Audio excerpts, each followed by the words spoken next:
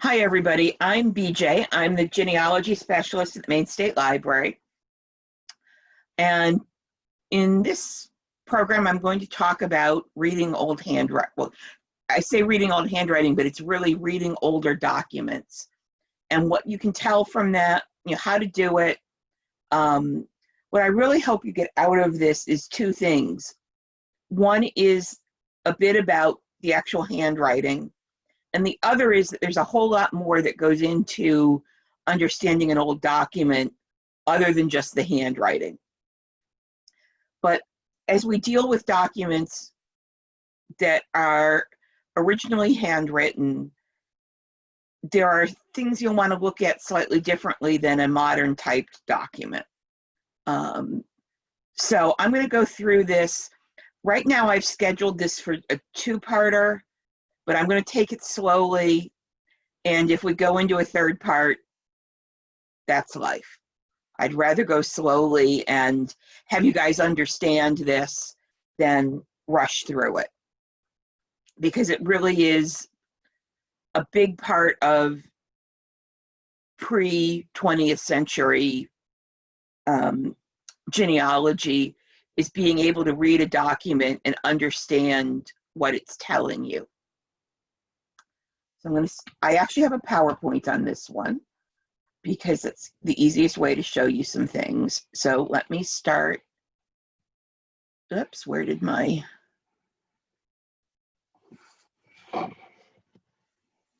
Let me start sharing my screen.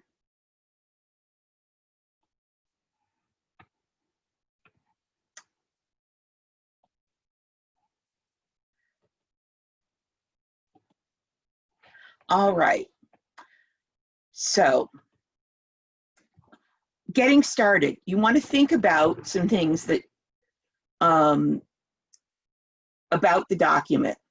What kind of document is it? Because part of what you'll be doing is realizing that different documents have different words and vocabulary they'll be using. And many types of documents have vocabulary you can predict based on the type of document. So a will is going to have different information and different vocabulary than a deed, and both of those are going to have different vocabulary than either a court case over neighbors disputing a fence, or someone writing in their diary, or a business's account books. And so knowing what type of document it is can help you figure out some, there was boilerplate then just the way there's boilerplate now. And so that can help you with figuring out what you've got in your hands and what the document was meant to do, and therefore what vocabulary you're likely to see written. There are often some standard contractions and abbreviations, and I'll talk about those a bit later. Dates can often be tricky in ways that we don't expect. And again, I'll come back to this, but we get different dating systems. You get the change from one type of calendar, you get the whole Gregorian Julian issue with dates. And so those can sometimes be the easiest part of a document to pick out because there are only 12 names of the month, or names, months of the year. So that can help you figure out how some letters are done if you can pick out the name of the month. Place names can also sometimes be easier to pick out, but they also change over time. And personal names, we've talked about how they can vary over time, and people weren't consistent in spelling. And I'll come back to all of this, but that's just things to think about. So you need to think about the context. As I said, within the document, you're going to have words that can be predicted based on what type of document it is. And then you've got context outside the document. What was going on? How does this compare to other documents from this person's life, and so on. So let's go look at a couple things first. So anybody have an idea what this word is? Feel free to unmute. What? Testament? Yeah. You guys are good. People don't usually get that. Lucky. Yeah, and here, look, this is the same word. And it's written by somebody else. And one of the things to remember is, just like we all have different handwriting today, different people had different handwriting in 1650. Even if they were following a particular style, it still had variations. So these are the same word. And a lot of times when I do this presentation, people don't get this word until I show it to them in context, at which point they go, oh, this is my last will and testament. So even if you hadn't been able to figure out what this word was, in context, you'd be able to figure it out.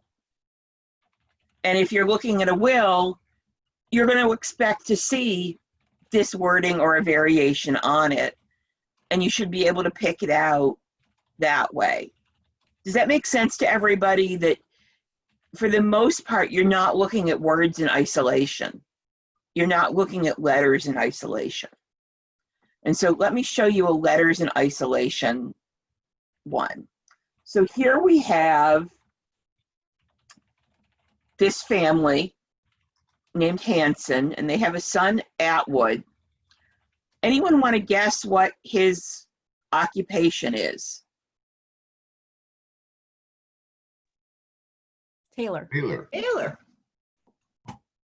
Okay, let's work through this. Sailor. Okay, so we've got some votes for sailor and some votes for Taylor. So let's work through and see what we can figure out. So again, here it is up close. Does that help? Is this a case where looking at it more closely helps anybody? Not really. Sometimes it does. So let's look at the longer page and take a look at this one and this one.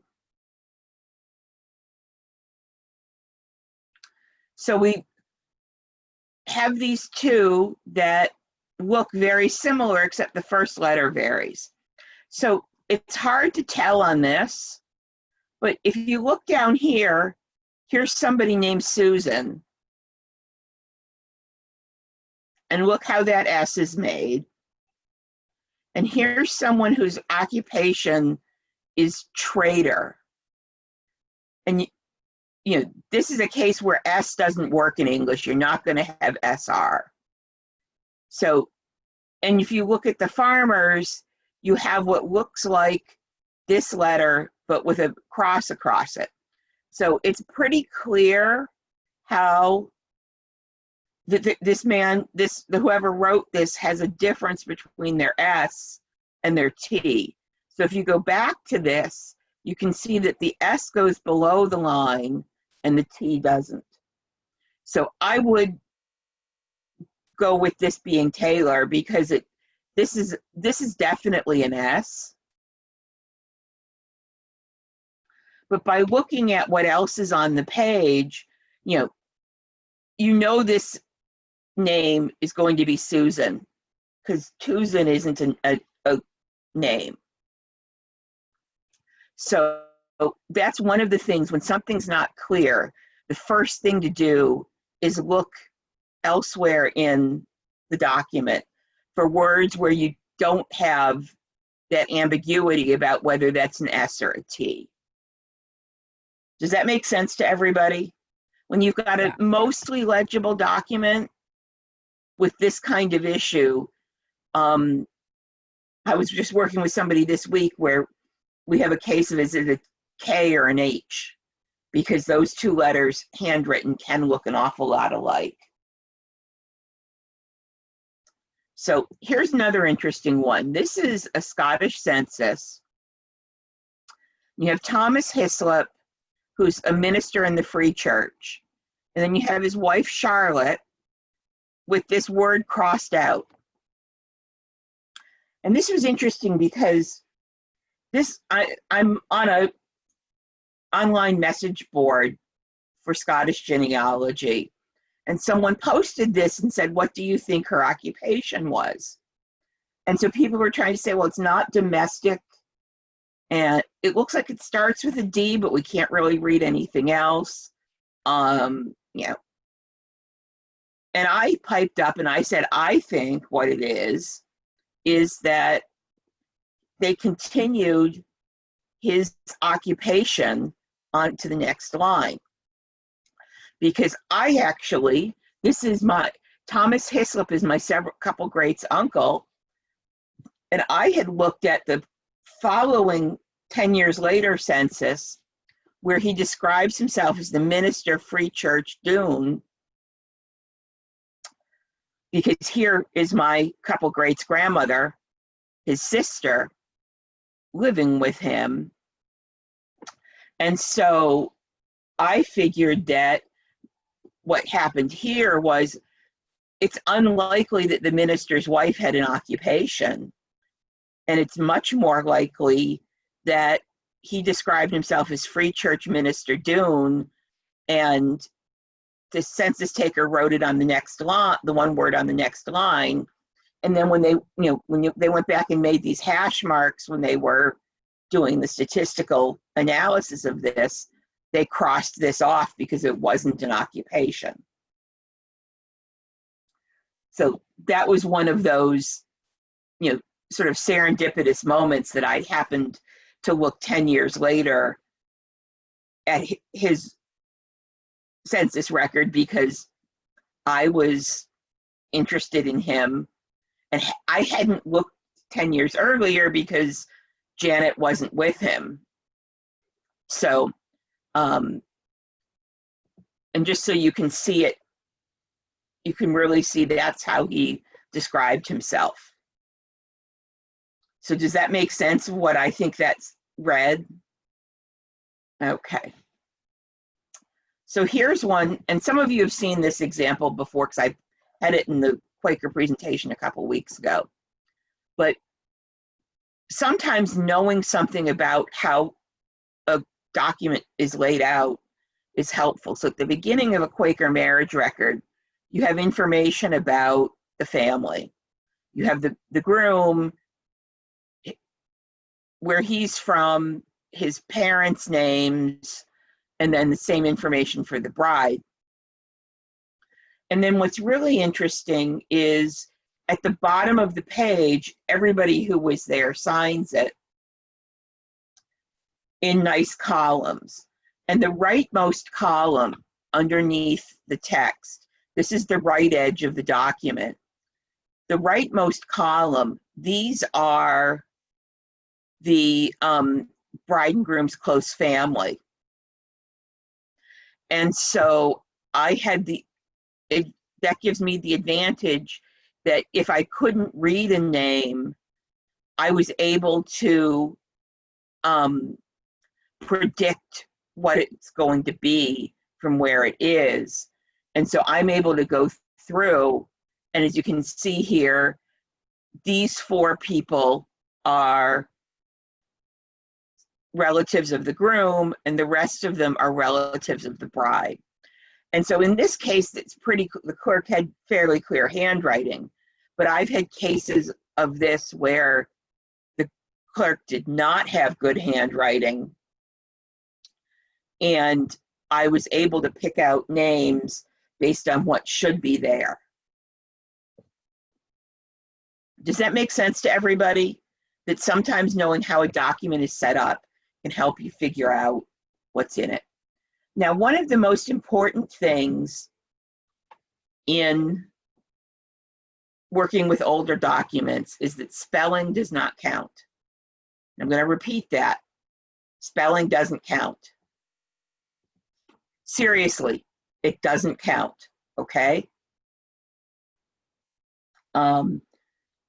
Consistent spelling really only comes in the 19th century, And it's really only by the late 19th century, the late 1800s, that you begin to really have kids who've gone to spelling bees and they've always spelled things one way. It's pretty much a 19th century invention. So let's look at some other words. And yes, these are in isolation, but they're words you might see in documents. Any guess what this is? Fully? Yes. You're good at this, Karen. Not normally. Actually, I'm not usually, just dumb luck today.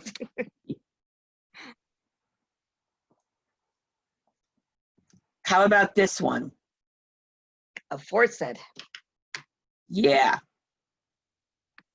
So you can see the F and the S look an awful lot alike, but a sore-fed isn't a word. And you'll notice, for example, the D has this much bigger loop at the top than we're used to. We're used to it being straight. But if you think about writing in an old pen, this motion was actually easier than coming straight back down. Because if you're writing with a quill or a steel-pointed pen, it's actually easier to do this motion than and have it be sort of a continuous motion than to stop and go back. If any of you have ever written with an old style ink fountain pen, you'll know what I'm talking about on this. That it's easier to make this rounded motion than back down. All right, Karen, I'm going to leave you muted and give somebody else a chance, okay?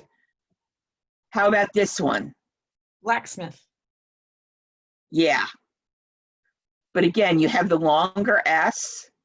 And again, some of this is style and some of that's easier to do like this than if you think about our S that goes like that. And anything where you're having to stop and backtrack with, at least when I've used the old style nibs on a pen, stopping and backtracking is difficult.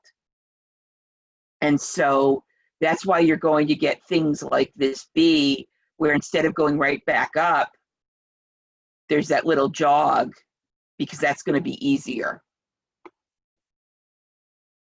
But again, this is a case where in a document, this is probably going to be right after somebody's name as an occupation. And so it's going to be easy. Once you pick out Smith, there's a limited number of things that can go here. Okay, how about this one?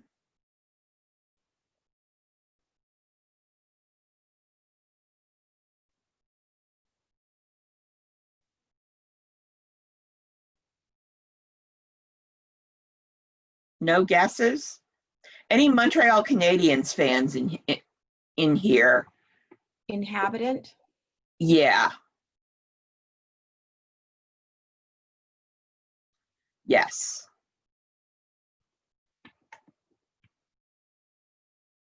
Why is chat not coming up for me? How about this one?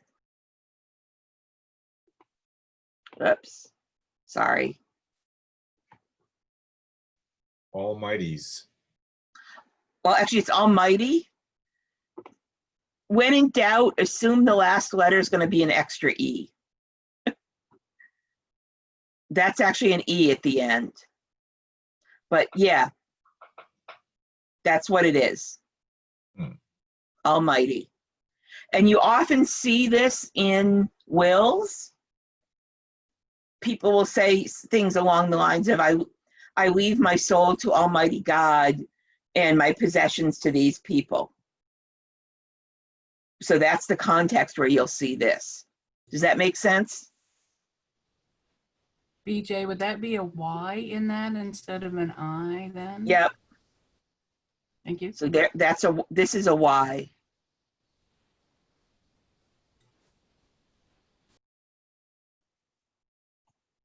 Oh, the short word, oh, thanks Pam for answering. It was holy. So let's do, here's a fun one.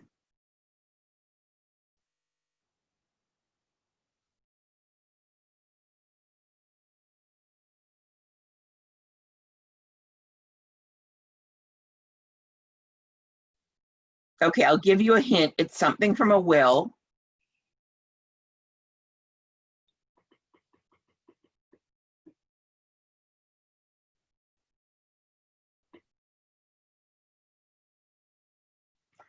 And this is actually a Q here in the middle of the document, or in the middle of the word. This is a Q. And once again, we have an extra E on the end.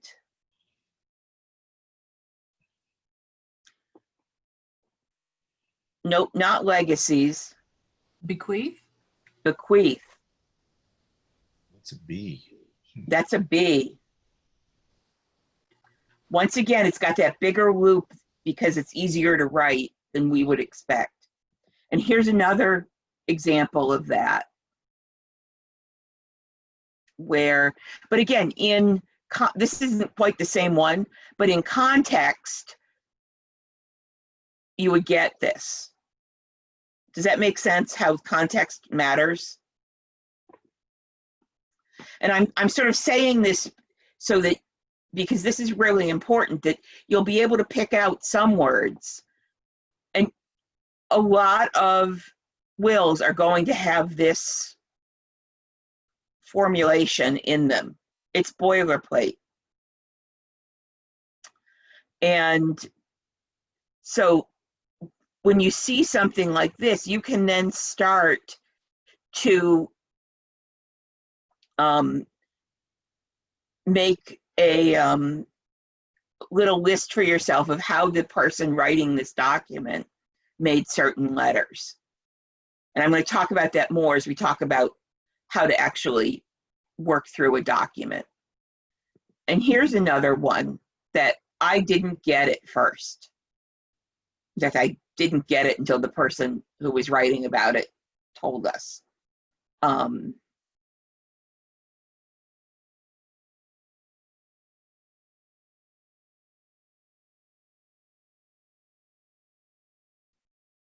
Okay, I'm going to just tell you guys this one. It's practices, Practises.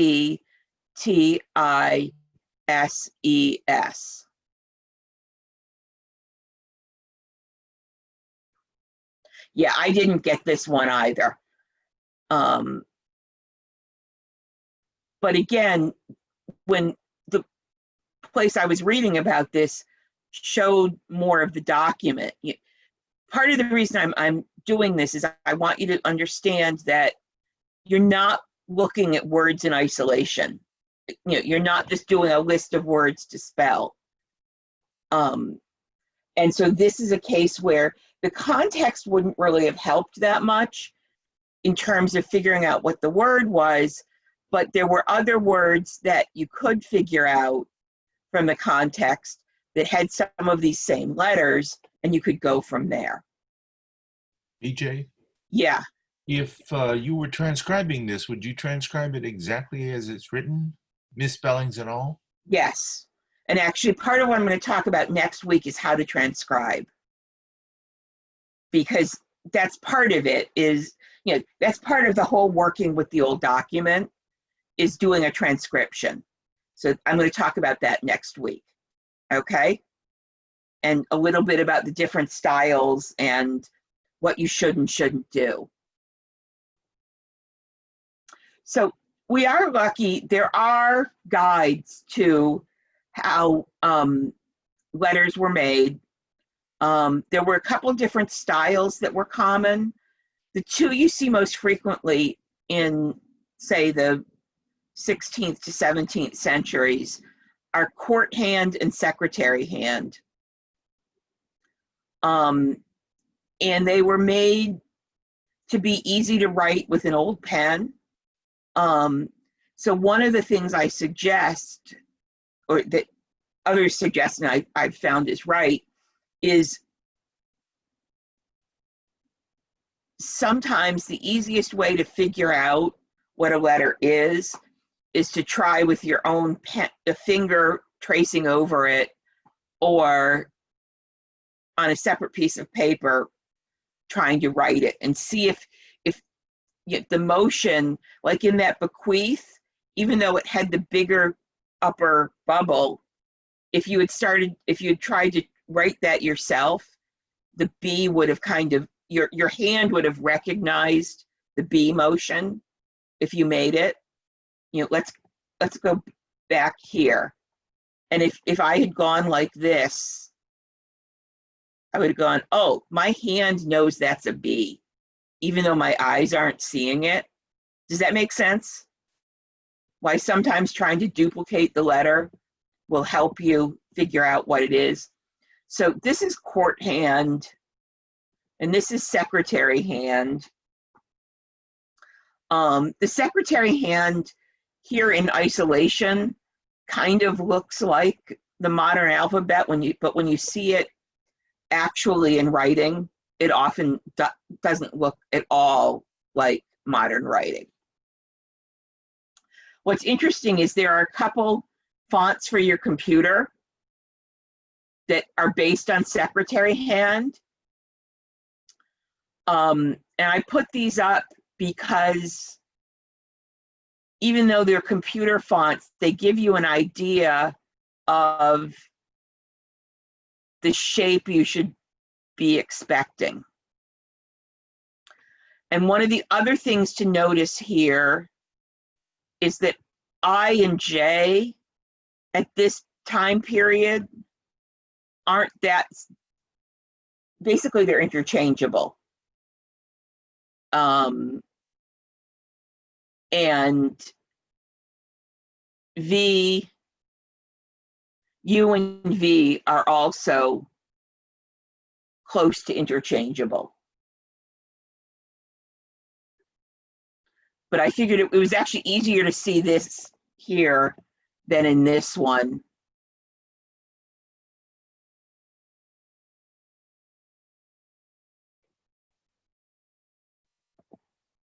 So I wanted to show you it this way. Here's another sample alphabet. Very similar to the previous one. So basic advice. This is stuff I took. The Folger Shakespeare Library in Washington, D.C. Runs classes, not surprisingly, on early 17th century handwriting. And they make some really, I copied this because it wasn't worth reinventing the wheel.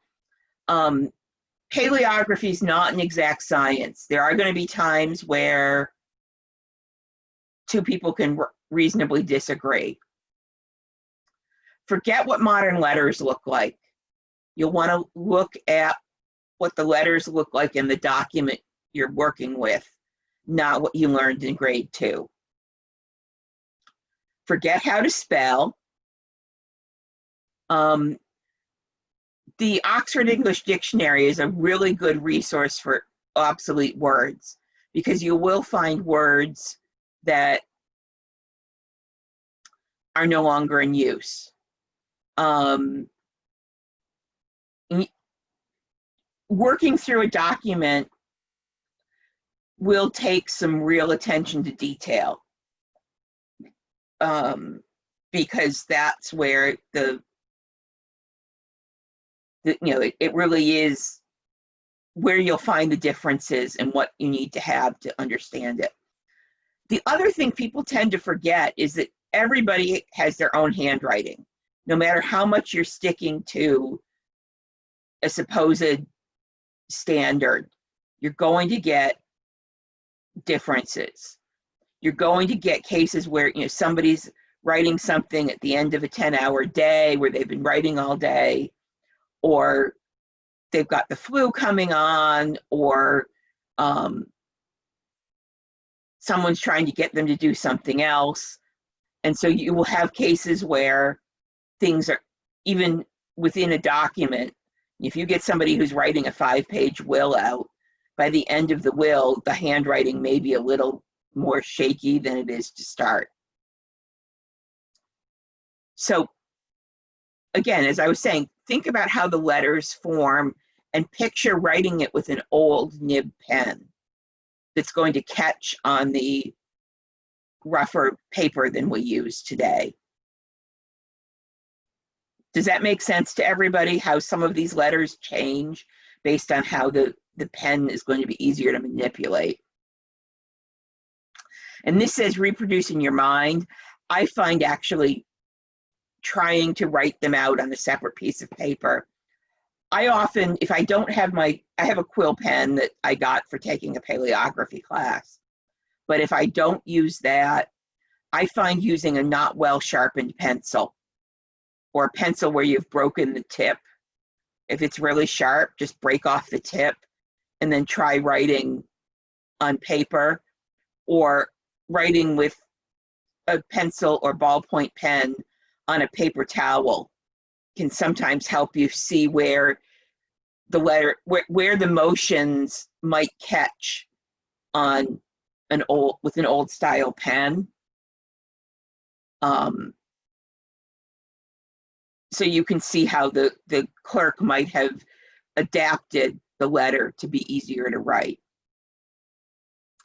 If you're working on a document, you do want to, once you've figured out how a letter is formed, like with that tailor and sailor, have a separate piece of paper where you write out the two variations, so that you don't have, when you're 15 pages later, you don't have to figure it out again if you've done that.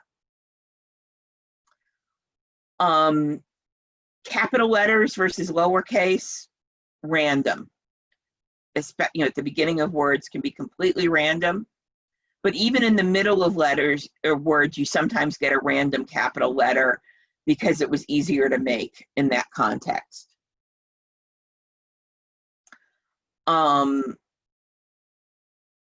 You do get cases where, because paper was expensive, they're trying to fit everything on, and you get things from up the row above or below, combining with your row.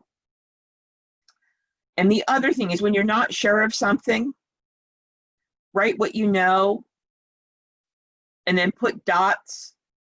This says X's. I would use underscores or dots for about how many letters. If you can tell that there are 5 letters between the first letter and the last letter, do 5 underscores.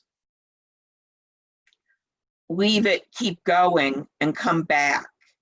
Because one of several things could happen. You could find the same word written later, where because somebody just wrote differently 10 minutes later, that you figure it out, you'll get less frustrated. And you want to, it may turn out that that word is something like almighty that really doesn't change the meaning of the text. So, you're better off doing that, going on, figuring out the and then coming back to it when you've done the rest of the document transcription. So let's work through a couple more things. Again, some of you will have seen this. This is, I'm sure all of you recognize this. It's from Ancestry. It's a family tree. I usually use this as is this 1711 or 1712 from his birth date?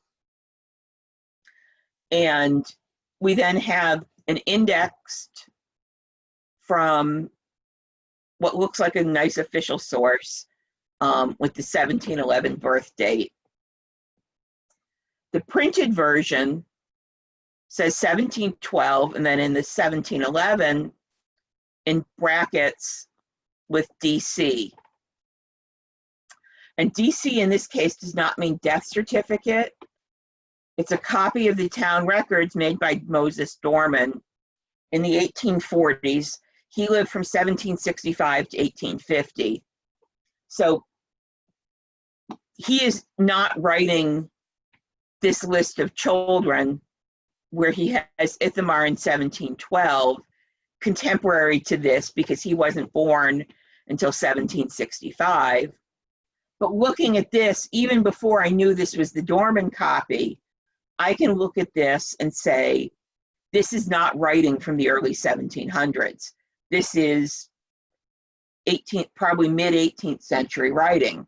And it turns out that's what it is.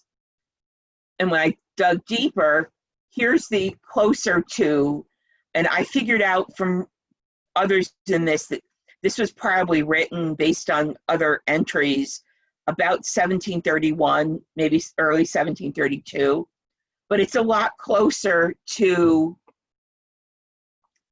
the time this is happening. And you'll see here, it's listed Ithamar was born in 1712, and it looks like Moses Doorman just switched the dates with Mehitabel in 1711. And this is just a reminder that people were copying things by hand. And this is the handwritten equivalent of a typo. And mistakes happen. So you'll see here, there's another one where they originally had September, crossed it out and put May in.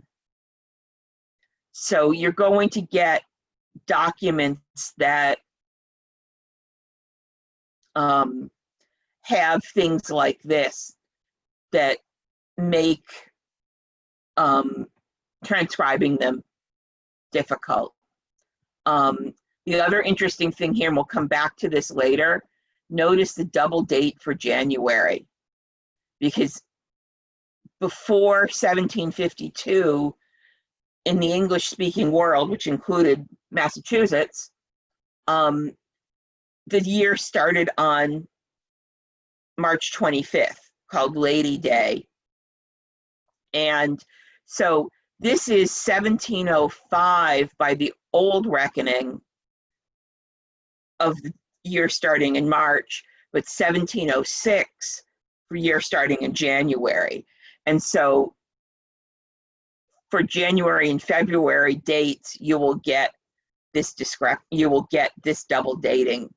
But not everybody does this, and you may have to figure out which it is. And the way you can tell is on this one, let's say it just said 1705. Well, if you've got one born in September 1704, you can't then have one born in January in the same family 4 months later. So this has to be the following year, which we would call 1706. So again, to understand the document and the children's birth dates, this is something you would need to know about. Can I ask you a question? Sure. After every month there, it looks like a Y with an E above it. What does that stand for? Was please? born January the 6th day, December the 26th. So it's the. Oh, it's that's the. Okay. That's an Old English character is pronounced. Okay. And again, I'm going to talk about those next week. Thank you. There are some special care, and actually let me back up here. See these? That's a thorn. And you also have a couple others, the long S and that. And you get various interesting ampersands.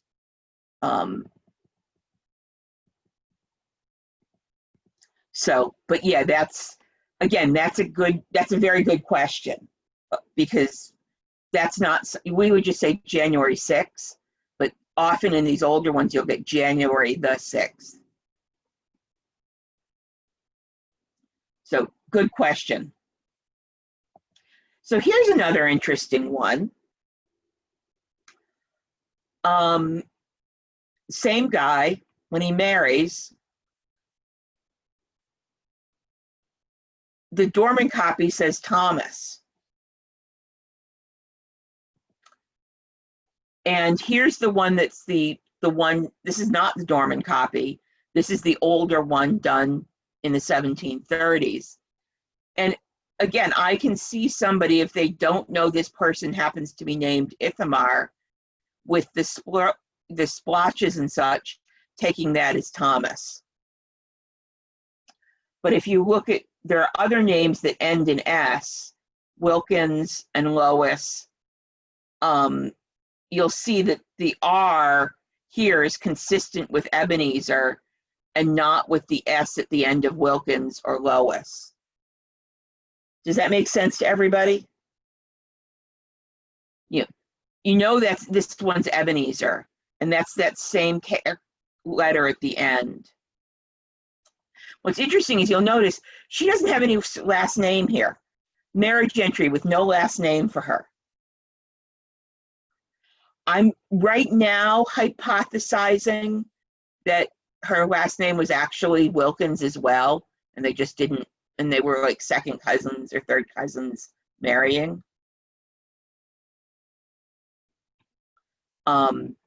But again, this is a case where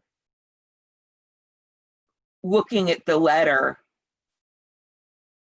in context, I can see how Moses Doorman read that as Thomas, but as I look carefully, I'm like, nope, that really is meant to be Ithamar.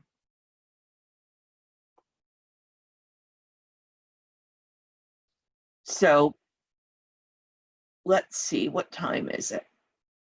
All right, I'm going to save this stuff for next week, because I want to show you a couple things. First thing I'm going to do after I stop sharing this screen, I have to turn the laser pointer off to do that. I'm going to put a couple things, documents in the chat.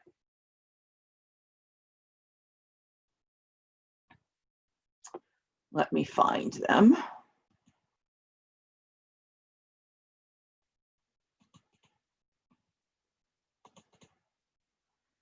Okay.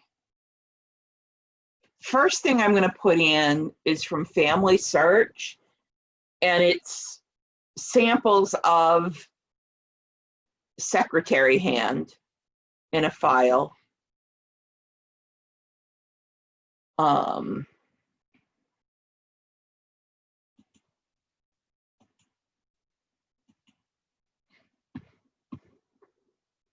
And the next thing I'm going to do is put the resources document, in. I need to close it. Sorry, I had it open double checking it last night.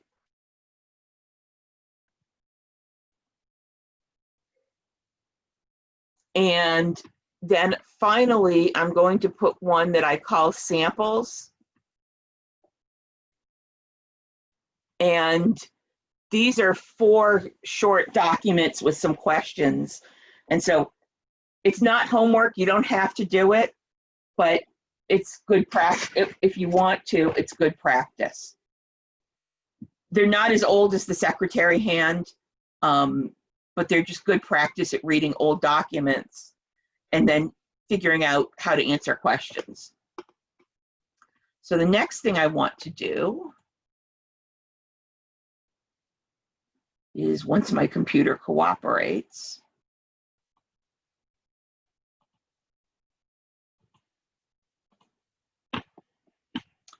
share my screen again. And these are in the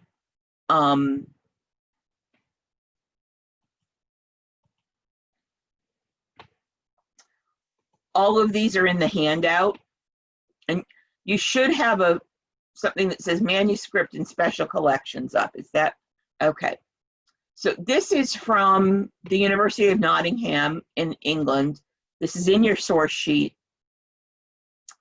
and they go through the different styles and talk a little bit about what they have. And they also have a nice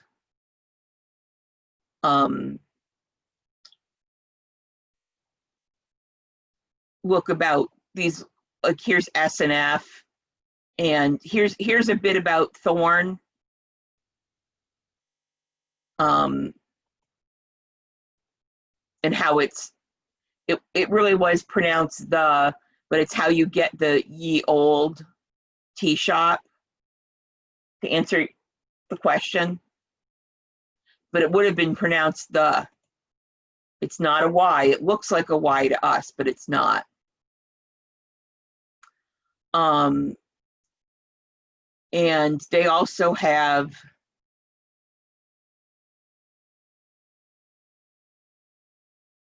and this is older than we'd see in the US for the documents. These are mostly from the 1400s on, but they do have things where you can go in and try reading them. So that's the University of Nottingham. This is from Cambridge. So that, that's a good source. The Board of Certification for Genealogy has some American examples. And what's really nice is they've got the document. And then they have, in case you want to try one, and then they have the transcription so that you can see if you've done it right.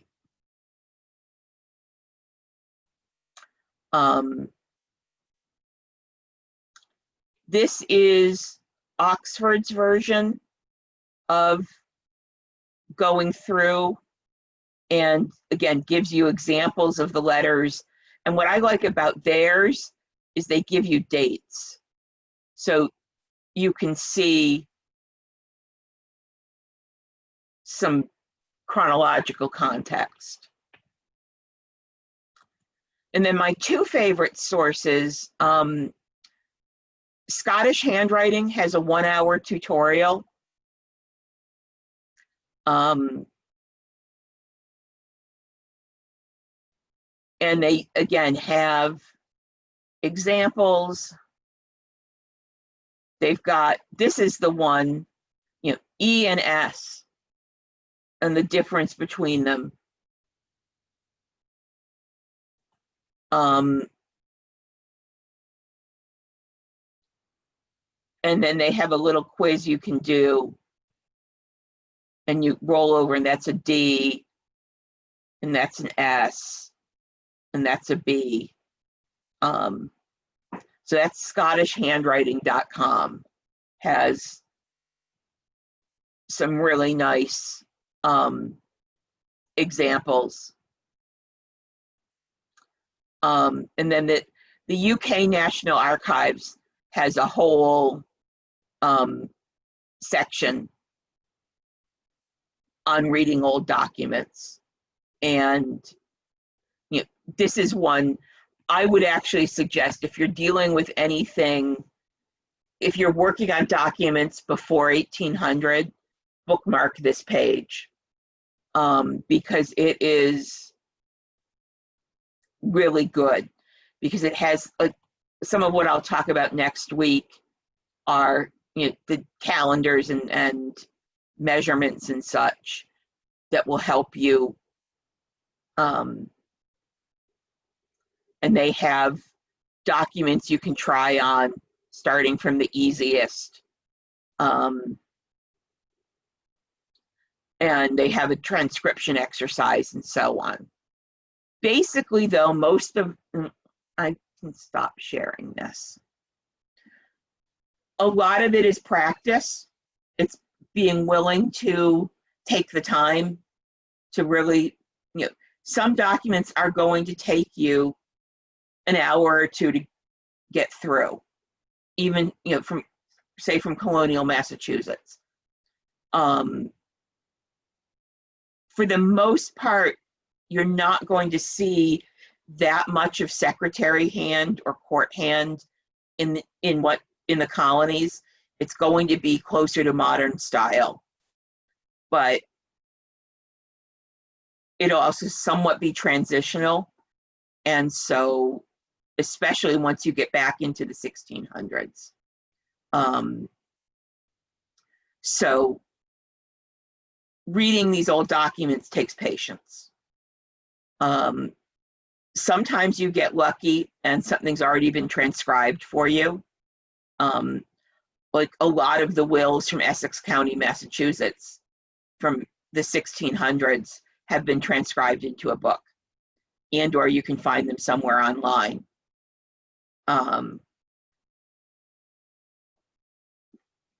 But other times you'll find something nobody else has looked at, and it may have the key to your genealogical puzzle. So any questions at this point? You were saying that court hand and secretary hand were, and maybe I'm getting it wrong here, for specific purposes. So was it just certain situations? I mean, like, I don't know how many everyday people would have been writing anyway, but so was there a difference between different groups and how they were writing? I guess I'm not articulating well, but you know what I'm trying to say, I think. Yeah, no. They were a formal style. But again, you're going to get people who were trained in that for documents, would have also used it in their personal writing to some extent. It was more of a professional style of writing, and Right. anybody not in those professions would not have been writing that way necessarily. Probably not, but they will have influenced the informal writing as well, especially the people who were tending to write non-formal, non-official documents are going to also be the same people who are writing official documents, and so it will have influenced their personal writing style as well. Okay, and it was really helpful too, you mentioning how the quill pen works. Mm-hmm. That they had those big flourishes because it was easier, the movement of the thing. That actually really helps you to understand why some of the letters and other things end up looking the way they do. So thank you for that too. Yeah. I was really glad for that paleography class I did. We actually had to do some trying to write in the old style. And first of all, it shows how much, when I talk about like my hand recognized the B, there were other letters that were hard to do because I have almost 50 years of writing in a different style. Yeah. And so, when I went to try to make, an H in secretary hand, my hand wanted to make a modern H. But that's one of the things that if you're looking at a document that has what looks like one of these, Google, old handwriting alphabet if you can't remember secretary hand. And those, alphabets I showed you will come up, and sometimes it's worth just printing one out and tracing it. So again, that your hand gets the motion. Does that make sense? Yeah, great. Thanks.